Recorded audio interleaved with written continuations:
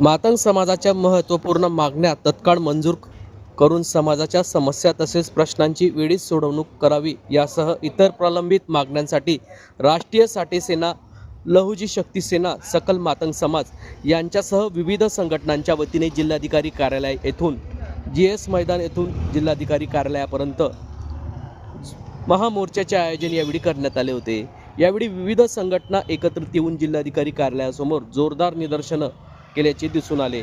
अनुसूचित जातीसाठी उपलब्ध आरक्षण मंजूर करावे, अण्णाभाऊ साठे यांची जयंती शासकीय कार्यालयात साजरी करण्यात यावी, जगविख्यात साहित्य सम्राट अण्णाभाऊ साठे यांना भारतरत्न पुरस्कार देण्यात यावा यासह विविध प्रलंबित मागण्यांसाठी हे निवेदन देण्यात आले। या संदर्भातली माहिती आज दिनांक 9 जुलै रोजी दुपारी 2 वाजता माध्यमांना प्राप्त झाली असून मोर्चाच्या नियोजन समितीच्या महिला अध्यक्षा आशाताई अंबोरे व राष्ट्रीय साठे सेनेचे संस्थापक अध्यक्ष धीमंत साठे यांनी याबाबत अधिक माहिती दिली आहे। काय नेमक्या मागण्या या ठिकाणी असं आहे, सकल मातंग या ठिकाणी आम्ही उपस्थित आहे। पूर्ण जिल्ह्यातनं मातंग समाज या ठिकाणी आलेला आहे। आमचं एकच मागणं आहे, ज्या सर्वोच्च उच्च न्यायालयाने जो GR काढला होता, सर्वोच्च उच्च न्यायालयाने आदेश काढला, त्या आदेशाच्या आता महाराष्ट्र सरकारने अंमलबजावणी केली नाही, म्हणून तमाम मातंग समाज आमचं या ठिकाणी जळगाव जिल्ह्यात मोर्चावर घेऊन आलेले आहे। आणि आमचं एकच सांगणं आहे, महाराष्ट्र सरकारने त्या आदेशाची अंमलबजावणी करावी, म्हणून या ठिकाणी आम्ही तमाम मातंग समाज या ठिकाणी आलेला आहे। आम्ही बाबासाहेब आंबेडकरांच्या पुतळ्यापासून तर कलेक्टर ऑफिस पर्यंत आमचं हा मोर्चाचं नियोजन होतं। आणि आता लवकरात लवकर महाराष्ट्र सरकारने आमची अंमलबजावणी, या GRची अंमलबजावणी करावी, हीच आमची त्यांच्या मागणं आहे। जर काही त्यांनी अंमलबजावणी नाही केली तर आता आम्ही तीव्र आंदोलन मुंबईमध्ये करू। जय हिंद, जय महाराष्ट्र, जय शिवराय, जय भीम। मी आशाताई अंबोरे। प्रथम जय शिवराय, जय लवजी, जय भीम।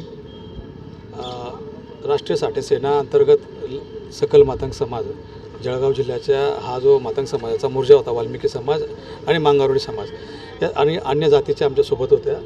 प्रमुखाची मागणी म्हणजे आमची अशी आहे की गेल्या अनेक पिढ्यानपिढ्या आम्ही पारतंत्र्यात जगतो। स्वातंत्र्य होऊन आज जरी 75-76 वर्ष झाले असेल तर मातंग समाजाची आणि आमच्यासोबत असलेल्या इतर समाजाची जर परिस्थितीचं पाहिजे तर पूर्ण दारिद्र्यात आहे।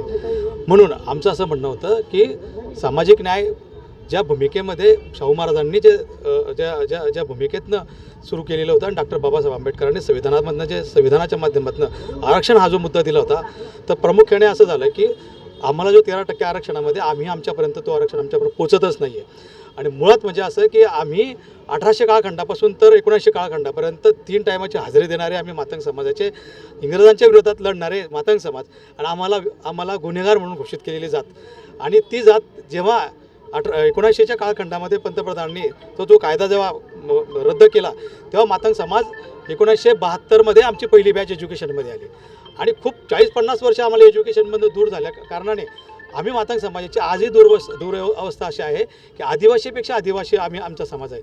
त्यामुळे महाराष्ट्र शासनाला आम्ही जेव्हा वारंवार 40 वर्षाचा हा आमचा आंदोलनाचा लढा आहे, 40 वर्षापासून आम्ही हा आंदोलन करत आहे आणि जिल्ह्यामध्ये राष्ट्रामध्ये आहे।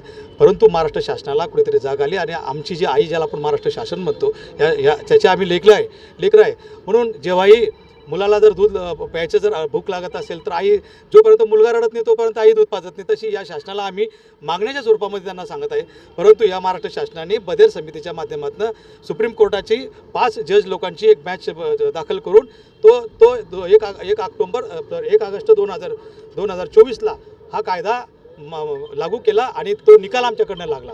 म्हणून आमचं असं म्हणणं आहे की 4 राज्यामध्ये जर हा जर कायदा लागू झालेला आहे, कर्नाटकमध्ये आहे, पंजाबमध्ये आहे, तेलंगणामध्ये आहे, तर आम्ही म्हणतोय की महाराष्ट्र शासनाने हा जर लागू केला तर हा दबाकुचला जो समाज आहे, हा जो एकदम अतिशय जो पिछडा वर्ग आहे, तर तो सामाजिक न्यायव्यवस्थेने तो इतर जातीच्या बरोबर जरी आला तरी या समाजाची न्यायव्यवस्था हे होईल। आणि भारताचं संविधान तेच म्हणतं आहे की आरक्षणाचा मुद्दा असाच आहे की तुम्ही समानता पद्धतीने, म्हणजे तुम्ही उच्चवर्गीयाच्या जातीच्या बरोबरीला जर तुम्ही आणलं तर या देशामध्ये जाती व्यवस्था नष्ट होईल कुठेतरी। म्हणून आमचं असं म्हणणं आहे की या बदर समितीचा अहवाल महाराष्ट्र शासनाने त्वरित लागू करावा, अन्यथा महाराष्ट्र शासनाचे जे मातंग समाज, जो मेतर समाज आहे आणि त्याचबरोबरचा जो काय आमचा मांगारुळी समाज असेल, इतर समाज असेल, 59 जातीचा जो समाज असेल तो शांततेने आता चाललेला आहे, सगळ्या शांतते पद्धतीने चाललेला आहे. शाहू फुले आंबेडकर, अण्णाभाऊ साठे, छत्रपती शिवाजी महाराज यांच्या विचाराने आम्ही चाललेलो आहे.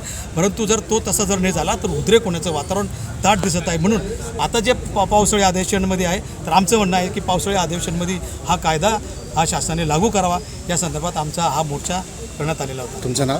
माझं नाव धीमंत रमेश साठे, राष्ट्रीय साठे सेनेचा राष्ट्रीय अध्यक्ष आहे.